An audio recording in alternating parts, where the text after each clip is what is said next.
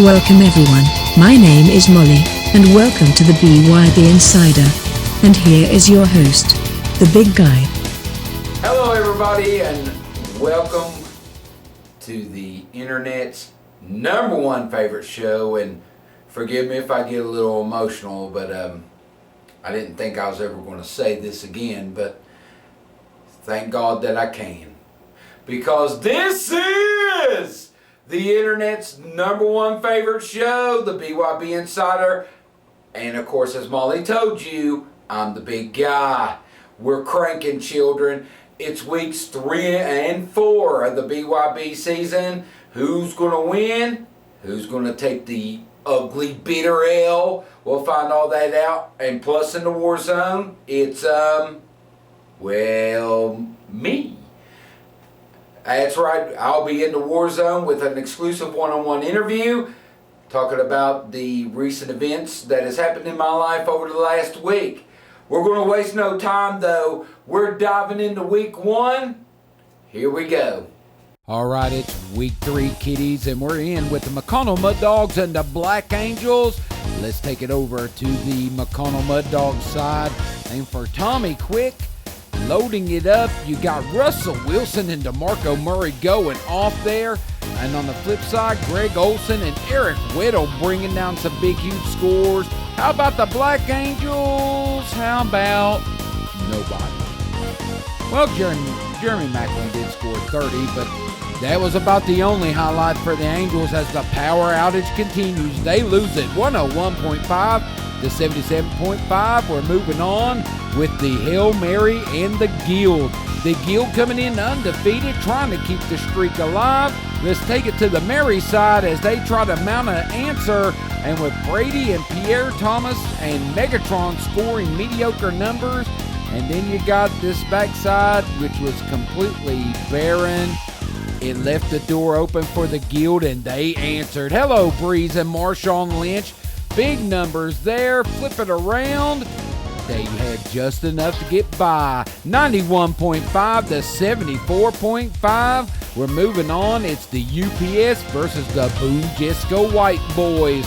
Boone coming in looking a little peaked.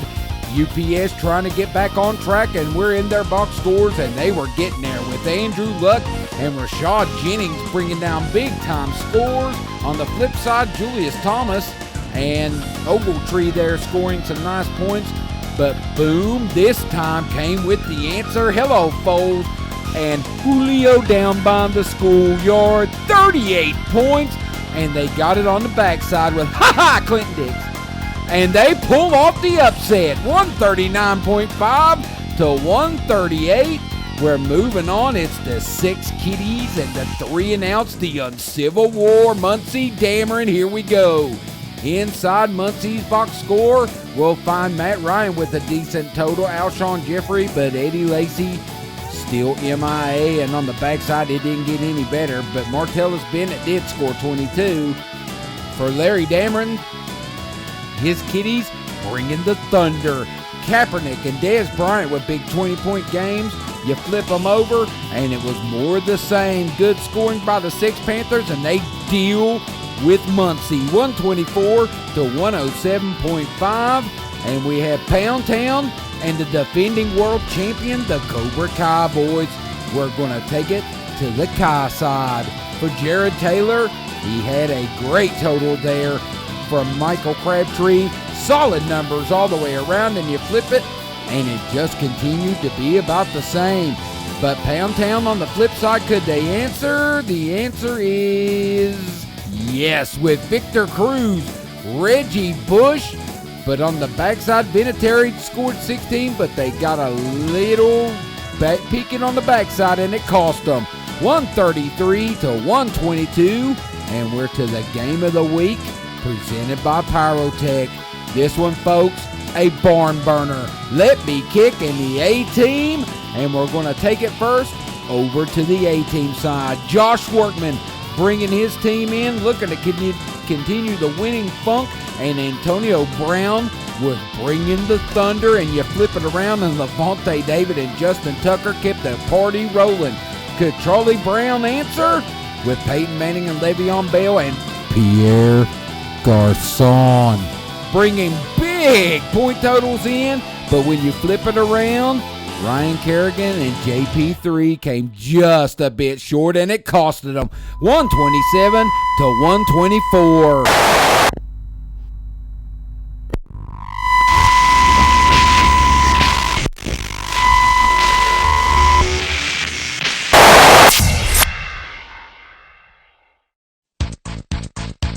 Welcome to the War Room.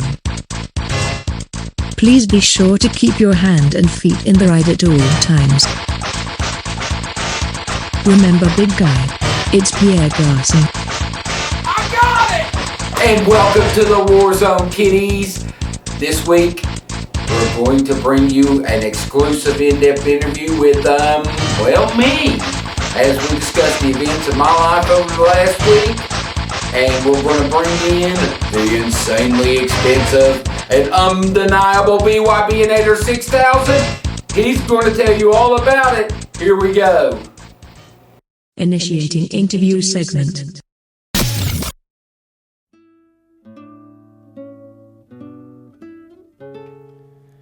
This is the big guy as we all know him, spending a quiet summer's afternoon admiring the view from his Madison home.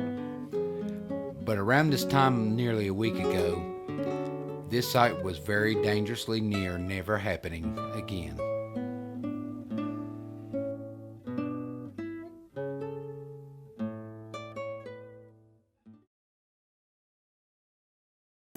There is one thing I can positively say about this is, you know what, I'm a blessed individual to still be alive today.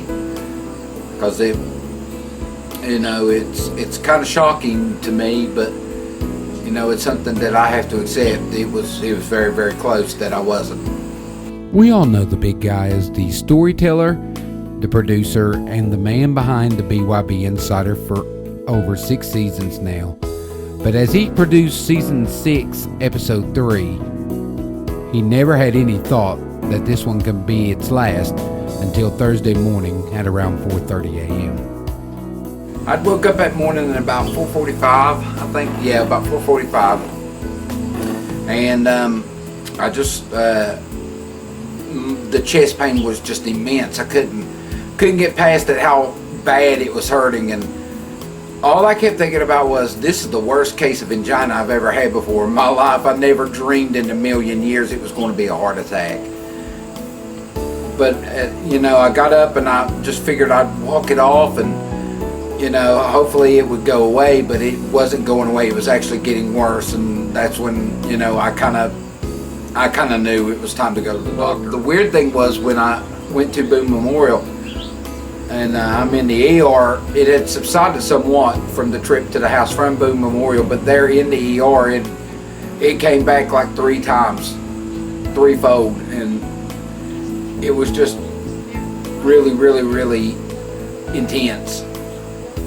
One of the weird things, and one of the reasons why I didn't believe it was going to be a heart attack, was as we had made the journey from the house to Boone Memorial, which was only like 6 or 7 minutes away, thank God, but the pain had subsided somewhat, and I got into the ER and I was feeling a little bit better, but then all of a sudden it took a turn for the worse and became even 3 times worse than what it was that woke me up.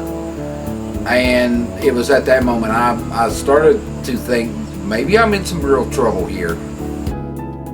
The big guy was then transported from Boone Memorial to CAMC Memorial Hospital, still not fully aware of the real danger that his life was in.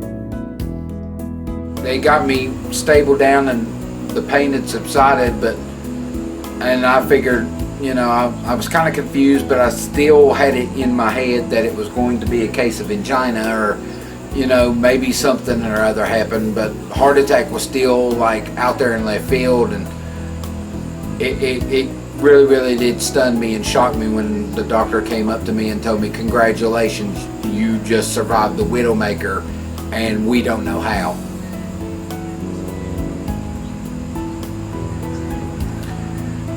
Turns out that my main aortic,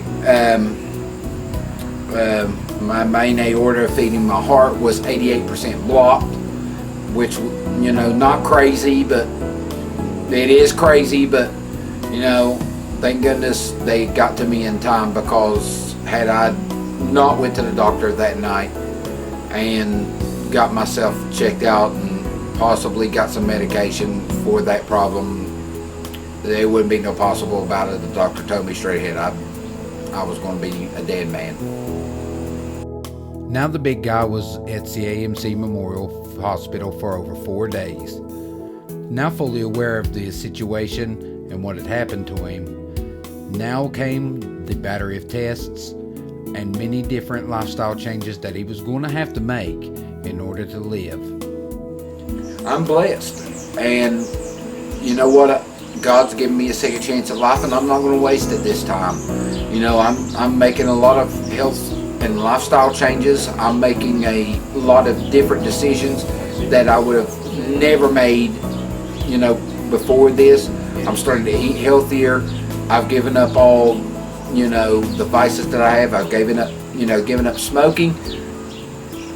It's, you know, it's a lot of things. It's a lot of changes that you have to make, but I can't be overwhelmed. I have to just take them one at a time as I'm regaining my health. And it's just a conscientious decision that you got to make, that you want to live. And I'm making that choice for me. It is a huge change for the big guy, but the big guy is taking this as he takes to most things in his life, with that trademark sense of humor and with a smile on his face. There is one positive I could say. My whole phobia of needles is pretty much gone now. You definitely have to make that change, because you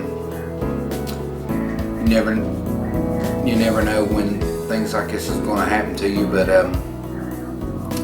for me, I have to, because I really want to be the voice of the BYB for a very, very long time to come. And so I'm going to make that change, and I'm doing this for me so that I can live. I hope that everybody to the sound of my voice can take some of that advice that I've lived through and hopefully apply that to your life. And I hope and I pray that no one will ever have to endure that. That was extremely painful, but I want to make something extremely clear. I am very, very blessed and fortunate to still have my life. So I hope that you could take those warning signs that I gave you, and hopefully you'll never have to face the same situation. But as for week 4, there's plenty of people hoping that they don't have to face the situation of the big ugly L in their column. But they were some who got it. Who is it? Let's find that out right now. All right, gang, here we go. Week 4, we started off with the Panthers and the Boom Boys, as we're going to take it over to the Boom side. And as we fire up the insanely expensive Pyrotech scoreboard, we find Matt Alcieda. Big 30-point game leading the way there. And on the flip side, some pretty mediocre scores for the Boom Boys here. But could Larry Dameron's Panthers answer? In a word, absolutely. A pair of double deuces from Kaepernick and Forte. Nelson, 32 points. Just continues to deliver. Travis Kelce, tight end, 23 points, and the Panthers hammer the Boom Boys. 142.5 to 95. We're moving on. It's Pound Town and the Hail Marys. Both these teams needing a very big win. Who's going to get it? Let's see if the Pound Town boys could get going here. And Aaron Rodgers knocking down 36 points.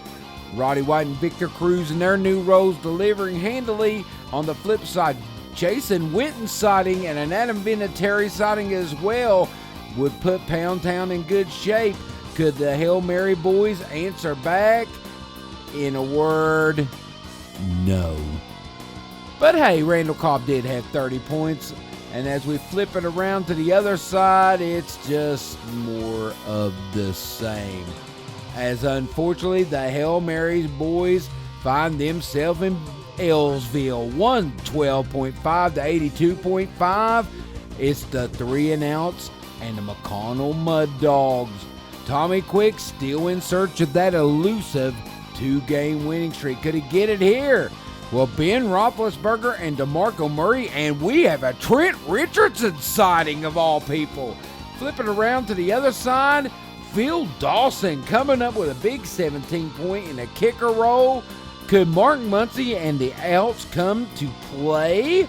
In a word, yes. Matt Ryan, Eddie Royal, Alshon Jeffrey scoring down big points. Martellus Bennett still having the season of his life. And unfortunately, the Mud Dogs are still looking for the elusive 2 in a row. 137.5 to 128.5. It's the Let Me Kick boys coming to face the Black Angels wearing the alternates. As we go to the Kick boys, Charlie Brown's bunch, we fire it up and it's Joe Flacco. 31 points. Le'Veon Bell and Shane Vereen coming through with some nice scores there. On the flip side, Larry Donnell. Who? 30 points out of him? Could the Angels answer? And in a word, say hello to Jamal Charles.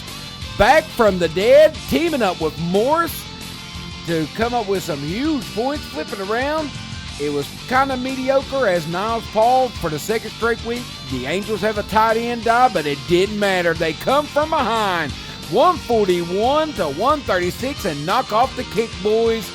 It's the Guild versus the UPS boys. The Guild trying to hold on to number 1 in the power rankings. The UPS trying to get back into the mix. And could somebody go find LaShawn McCoy, please? But Andrew Luck came through with a big 36.5 game. As we flip it to the other side, the UPS boys were kind of weak. Could the Guild answer? Absolutely. Hello, Phillip Rivers, now the starting quarterback, knocking down 33 points. Keenan Allen, 23 points there. There you see Andre Johnson in his first start for the Guild with 11. You flip it around, and the defensive side was kind of mediocre, but it was just enough as the Guild remain undefeated. 119.5 to 82.5. And we come to the game of the week presented by Pyrotech. This one a huge one. The A-Team taking on your defending world champion. Jared Taylor and his Cobra Kai boys were in the box score, and the A-Team came ready to fight with a pair of 32s from the old man and Antonio Brown. Flip it to the other side. Levante David, Delaney Walker, and Harrison Smith with big point totals. Can the Kais answer? Yes, they can. Tony Romo, 30 points. Fred Jackson in with 14. You flip it around to the other side, superstar Jimmy Graham. But Kyle Fuller there with that 2.5 left the Kais short as they lose a heartbreaker, 154 to 152. So that's going to do it for this edition of the BYB Insider. I hope you guys enjoyed. Hope you got a lot of information. And I hope that you guys got a little bit of entertainment value out of it as well. But before we go, we've got a little thing that we've got to Lucy and we have to tie up here. It's called the BYB 5000, and he's bringing the power rankings in. And as we look at the board, the Guild of Calamitous Intent, they are the only undefeated left in the BYB, and they're trucking on. Can they become the first team in BYB history to go undefeated? And the odds are against them, but anything can happen. This is the BYB, and look at there at number 5. Little Tommy Quick and his McConnell Mud Dogs making his first ever appearance on the power board. That's right, kids. The Mud Dogs are for real this year, and so is everybody else. We're only in week 4. Everybody still has a shot. Nobody's out of it quite yet. But you're going to find out in 2 weeks. Some people are going to suffer some serious setbacks. We'll find out who that is. And we're also going to find out who's going to make their way even closer to Dina. We'll find all that out in 2 weeks. We're out of here. We'll catch you later.